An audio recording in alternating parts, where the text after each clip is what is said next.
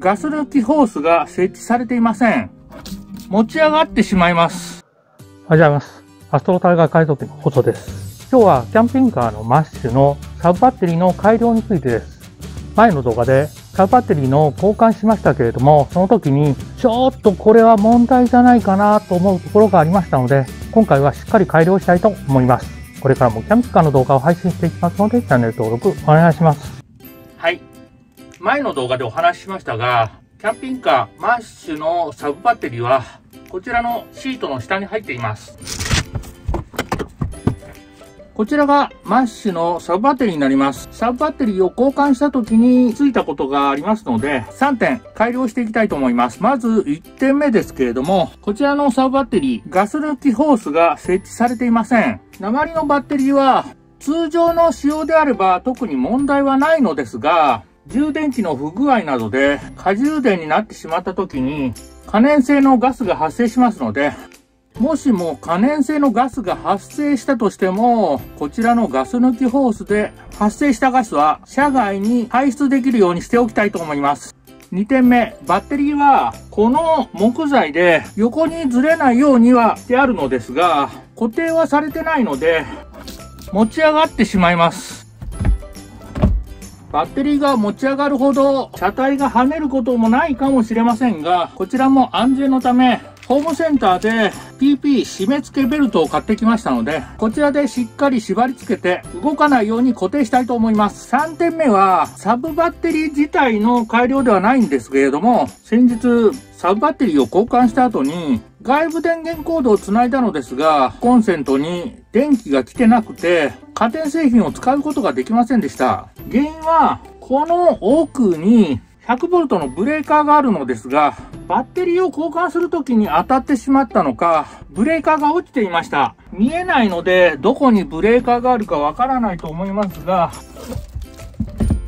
こちらのバッテリーをずらしてやると、この奥、ここにブレーカーがあります。このブレーカー、もし家電製品を使いすぎてブレーカーが落ちた時には、こちらのバッテリーをずらしてこの隙間に手を突っ込んでブレーカーを上げないといけないので大変です。こちらのマッシュはキャンピングカーレンタル福山で貸し出しているキャンピングカーですので、もしお客様が借りていただいている時にブレーカーが落ちて問い合わせがあった時に、このバッテリーをちょっとずらして奥に手を突っ込んでブレーカーを上げてくださいとはなかなかお願いできないので、こちらのシートを取り外すのは仕方ないにしても、もう少しアクセスしやすいところにこちらのブレーカーを移設しておきたいと思います。それでは作業をする前に、前回の動画でお話した通り、まず充電側を遮断していきたいと思います。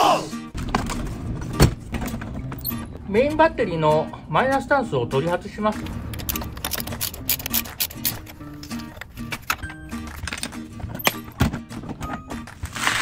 そうそう、マシノリの人に聞きたいんですが、ここ結構ガチャガチャ音がしますけれども、皆さん何か対策されてますでしょうか？走行中そんなに気になることはないんですけれども、もうちょっと音がしないようになんとかできないかなと思っています。給油口のハッチもそうなんですが、何か対策されている方おられましたらコメントにてお願いいたします。次にソーラー充電の方を切り離しておこうと思います。よし、外部電源コードはつないでおりませんので、これで充電側の方は遮断できました。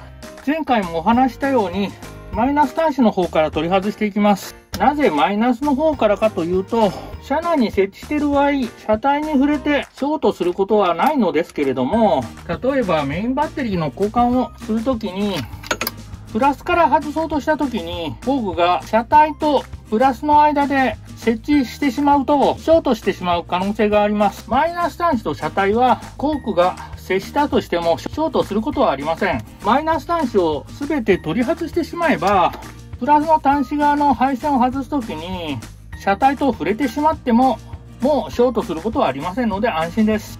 プラス側外していきます。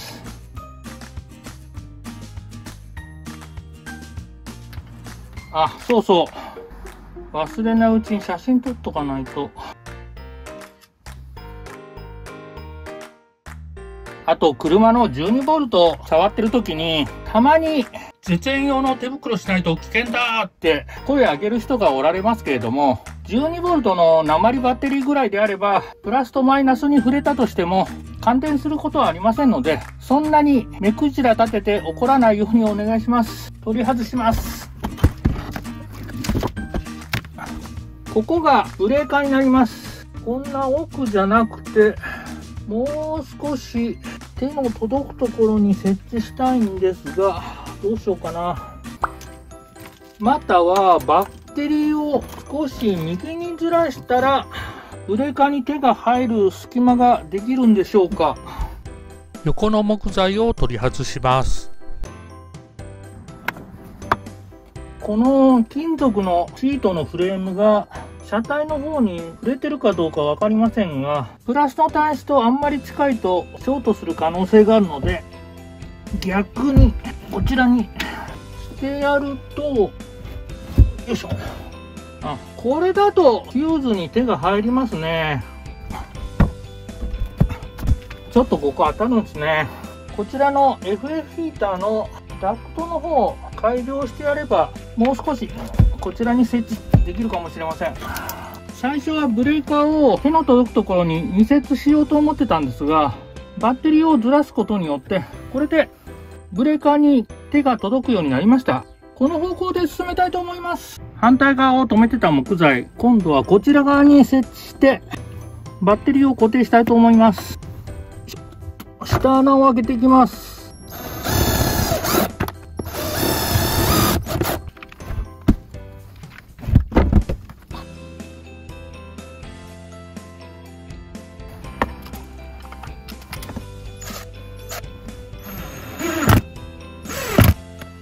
バッテリーを戻して確認しましたが、木材の位置は問題なさそうです。よし。この木材の位置ももう少しバッテリーの真ん中に寄せたいですね。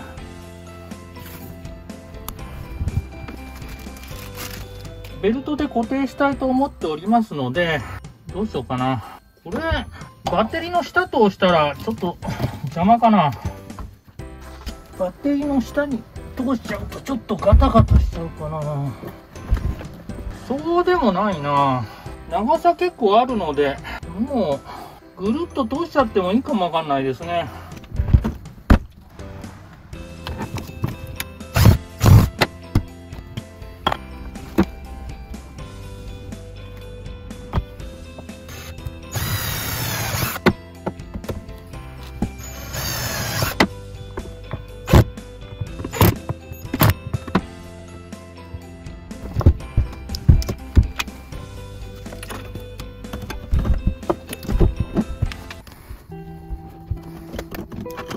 何かに引っかかってはまりません。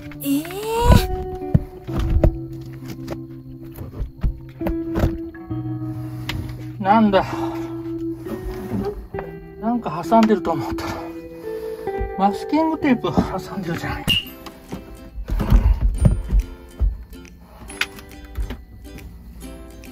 手前の木材を取り外します。バッテリーをずらした方が簡単だと思ったのですが、このダクトをなんとかしないと。エアダクトの変更が面倒です。ブレーカーを移設した方が簡単だったかな。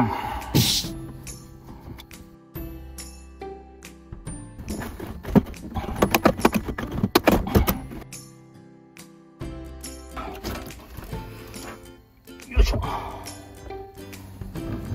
こう木材で固定してやってベルトで縛れるようにしたいと思います。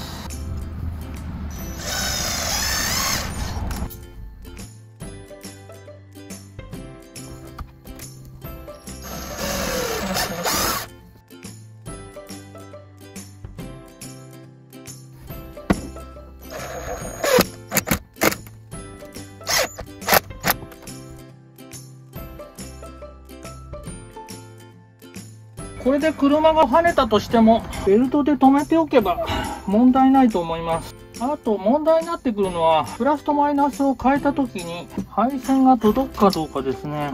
マイナスの配線を引っ張り出しました。これでマイナスは十分届きますね。で、プラスの配線は何箇所か床に留めてありました。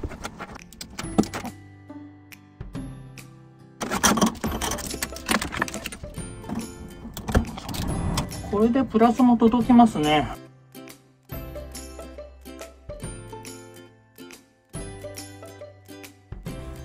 まだ配線は取り付けないんですけど、結束バンドでまとめておきます。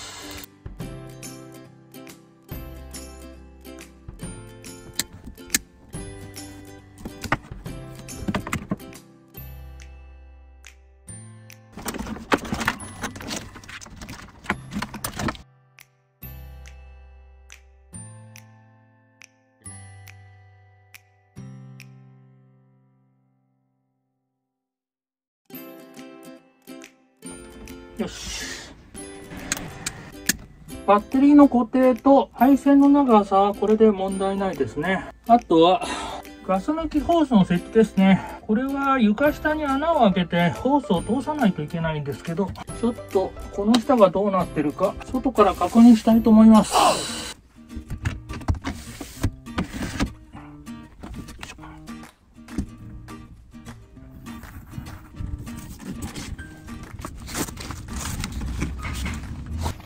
新しく穴を開けようと思ってたんですが、ここに配線を通してる穴があります。この穴が使えないかどうかちょっと試してみます。ここに穴があるはずなんだけどな。あ、通った気がする。ちょっと分かりにくいですけど、ドライバーの先出てきてますね。ドライバーを突き刺してみたら通りましたので、なんとかこの隙間を使ってガス抜きホースを設置できるとは思うんですけれども、長さ的にどうですかね。1個は届くんですけど、もう1個届きますかね。ちょっとギリギリかもしれないですね。2本通さないといけないんですが、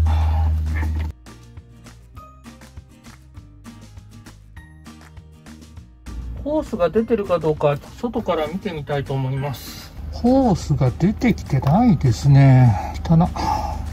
一旦コーキングを取ります。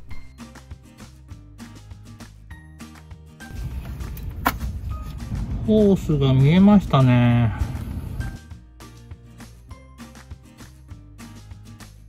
長さギリギリですかね。まあなんとか使えるんじゃないかと思います。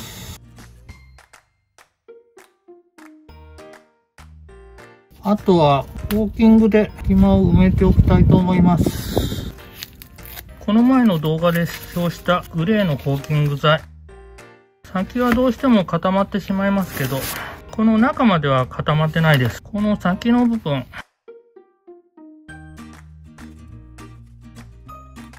この先の部分だけ取ってやれば、また使用することができます。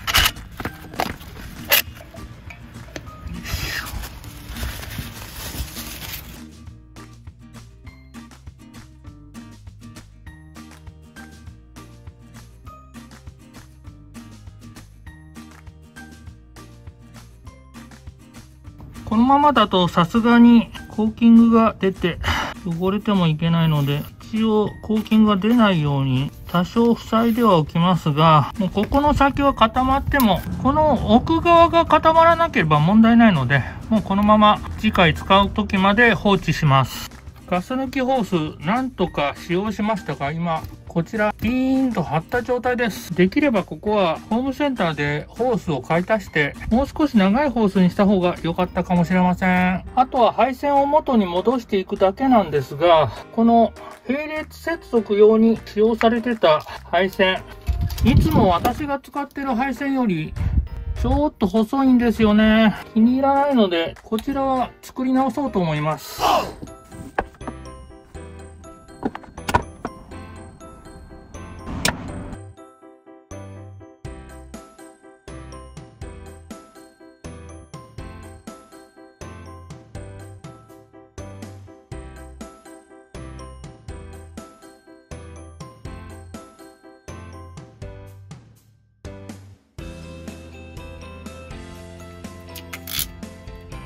22付けのところで止めていきます。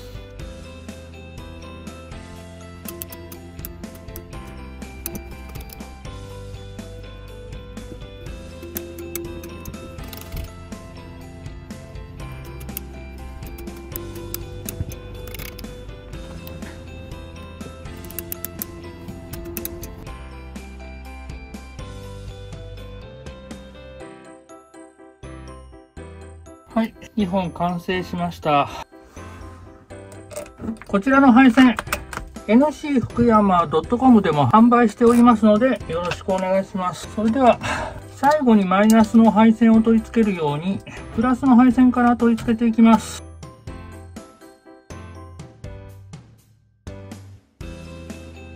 で、最後にマイナスの配線を取り付けます。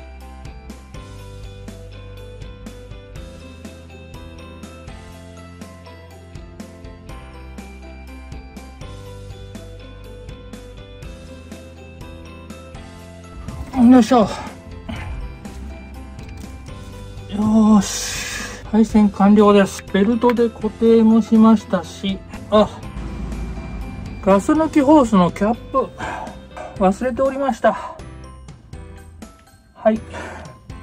最後にここ、FF ヒーターのダクトを付け直したいと思います。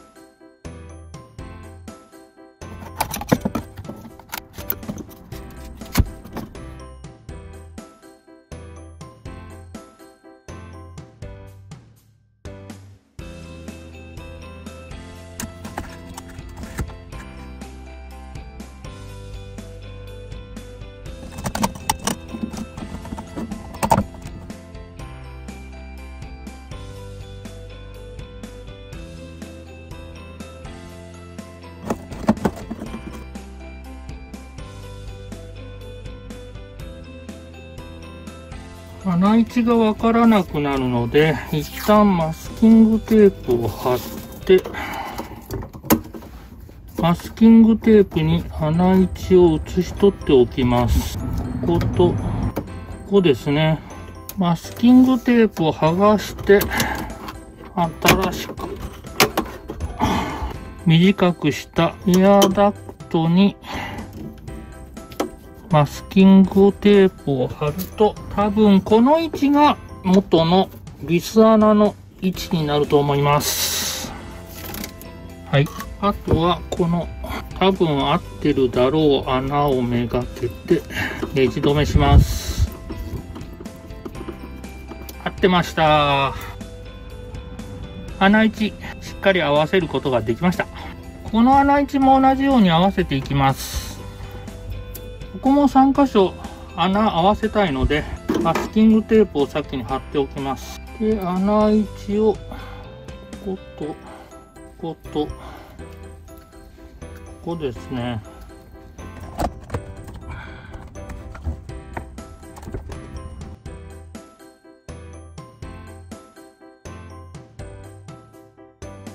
このダクトは以前 FF ヒーターの取り付けをした時に余ってたダクトです。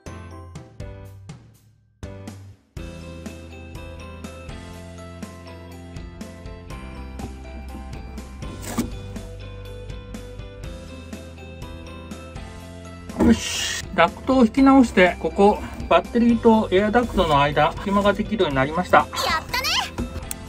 あとはチャージコントローラーを元に戻していきます。はい。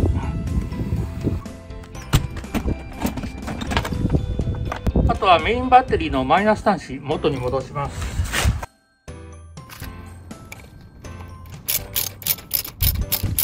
なんか向こう側遠回りしてる気がするんですけど、よいしょ、よっしゃ。はい、今回はキャンピングカーマッシュのサブバッテリーに1、ガス抜きホースを設置し、2、バッテリーが動かないようにベルトで固定しました。3番目のブレーカーの移設については、サブバッテリー自体を少し内側に寄せることで手が入るようになりましたので、3番目はブレーカーの移設ではなくて、サブバッテリーの移設となりました。ついでに4番目、サブバッテリーを並列接続する時の配線ですけれども、私はいつも22付けの配線を使っているのですが、もともと付いてた配線少し細い気がしたので、新しい配線に作り直しました。今回はキャンピングカーのサブバッテリー周りの改良についてお伝えしましたが、いかがだったでしょうか。